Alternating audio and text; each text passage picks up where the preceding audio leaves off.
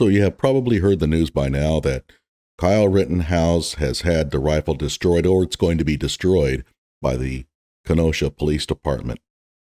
And you may be wondering, well, how did that happen? Let's be clear. The rifle is legally Dominick Black's. It's in his name. Sure, Kyle may have a claim in civil court if he wanted the rifle, based on a verbal agreement between the two, but until Dominick agrees to transfer the rifle over to Kyle, it's Dominick's. And so Kyle could not have the rifle destroyed. So how did the Kenosha Police Department get permission from Kyle to destroy the rifle? They didn't. The one who gave them the permission was Dominick Black. Thomas Claire Binger called Dominick Black on the phone and asked him, hey, Kyle wants to have the rifle destroyed. What do you want to do with it? And Dominick Black said, go ahead and let it be destroyed. He did not want to fight Kyle over the rifle.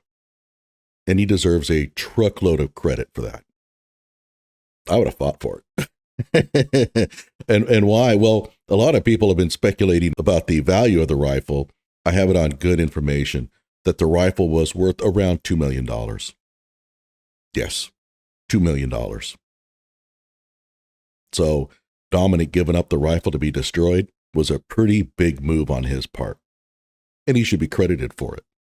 Salute! He wants to move on with his life, and he doesn't want a mere object to come between him and a good friend. More power to him. After listening to all the arguments involved, I have changed my mind. If it's better for the rifle to be destroyed, so be it.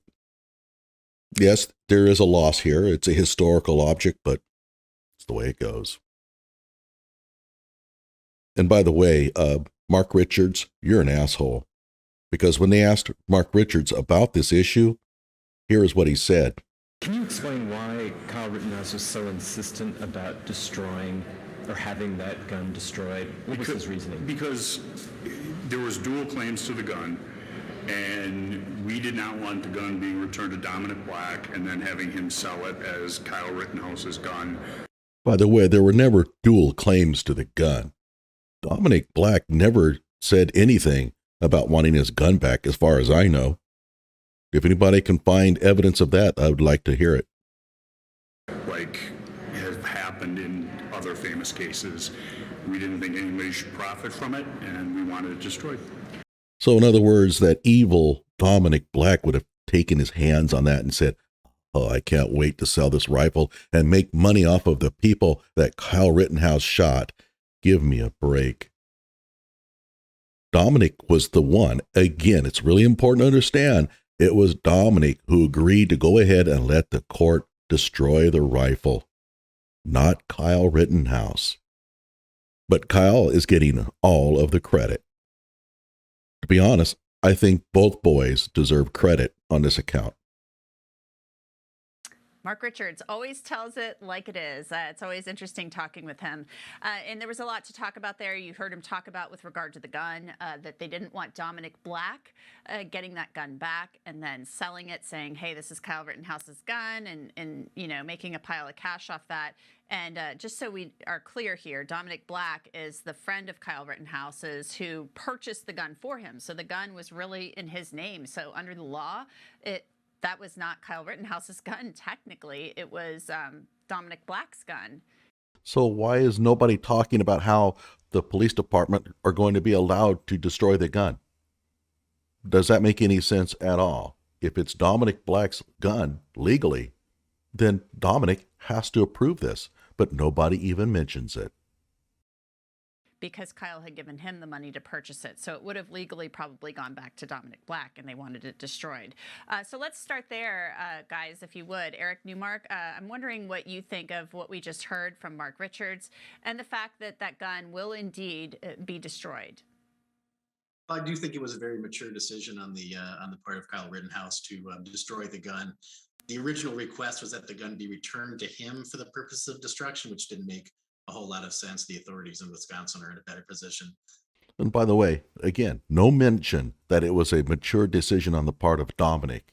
No, Kyle gets all the credit. And this is something that has kind of pissed me off over the last few months, and that is that Kyle's life somehow has become more valuable than Dominick's, even though Dominick was facing serious charges as well, and he didn't do anything that night to deserve it.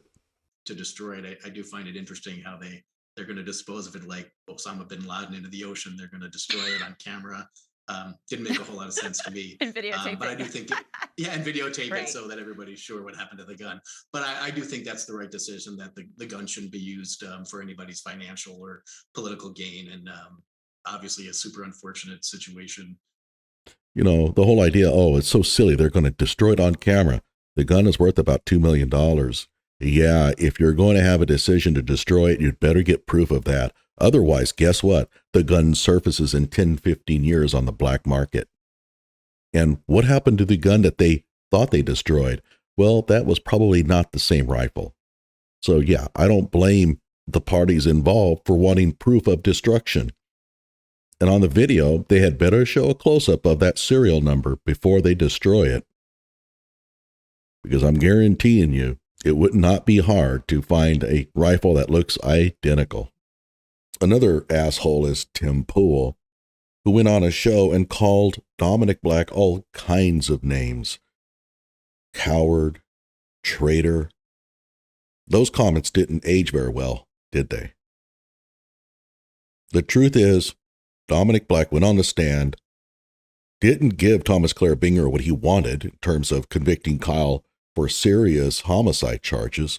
Thomas Binger got really upset at him and tried to push forward with charges that would have landed old Dominick in prison for quite a long time. However, he was sunk by the law and decided not to fight it, and he offered Black a deal, and Black took it. So this whole idea that Dominick Black gutted his friend on the stand is ridiculous. So 2 kids unjustly charged. They're going to be able to see the light of day. They're going to be able to enjoy their freedom. And I guess in the end, it worked out okay. Although I will say that Dominick Black came out of this pretty bad in comparison to Kyle. Kyle is now a big-time celebrity. He's going to be making money. He's got his bail money coming to him. He's going to be making money on shows and things like that. He's got a book deal. Dominick doesn't have any of that. And yet, Dominick had nothing to do with the shootings. He didn't engage in any of the shootings that night. It was Kyle Rittenhouse, and yet Dominick ends up holding the bag. It's terribly unfair. But at least he can put it all behind him now. Move forward in his life, and maybe we all can move on to another wretched act of injustice that's certainly coming down the pike. Like my video and subscribe to my channel.